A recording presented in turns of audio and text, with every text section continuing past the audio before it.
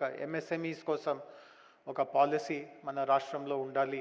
And ఇతర రాష్ట్రాల్లో ఎట్లాంటి పాలసీస్ ఉన్నాయో వాటికంటే కూడా మంచి పాలసీస్ ఉండాలి, మంచి పాలసీస్ ఉండాలి. సో ఈ పాలసీ తయారు చేసే క్రమంలో ముఖ్యంగా చాలామంది ఇక్కడ ఎంఎస్ఎంఈ ప్రతినిధులు ఉన్నారు, వాళ్ళకి అవగాహన ఉంటుంది.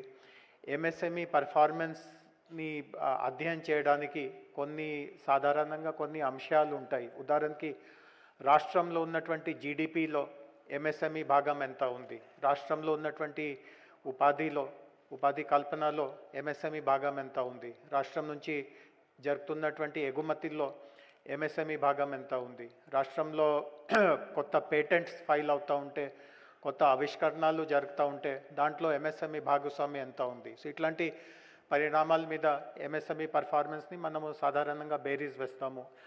సో ఇట్లాంటి అంశాల మీద మన భారతదేశంలో ఉన్నటువంటి 25 రాష్ట్రాల్లో మనము ఎక్కడ ఉన్నాము ఇది ముందు విశ్లేషించడం జరిగింది.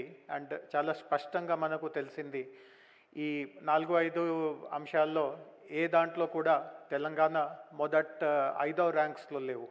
అంటే మనము చాలా కింద కూడా లేము, కానీ ఫస్ట్ 5లో జీడిపి కాంట్రిబ్యూషన్ కావచ్చు, ఉపాధి కాంట్రిబ్యూషన్ కావచ్చు, ఎక్స్పోర్ట్స్ కాంట్రిబ్యూషన్ కావచ్చు, కొత్త ఐపీస్ కావచ్చు, ఎంఎస్ఎంఈ దృష్టితో చూస్తే మధ్యలో మనము ఉన్నాము. టాప్లో లేము, బాటంలో లేము. కానీ టాప్లో ఎదగాల్సిందిగా ఉంటే మొదట 5 రాష్ట్రాల్లో కానీ, మొదట 3 రాష్ట్రాల్లో కానీ, నంబర్ 1 రాష్ట్రంగా కానీ గుర్తింపు పొందాల్సిందిగా ఉంటే మనము ఏం చేయాల్సిందిగా అవసరం ఉంది.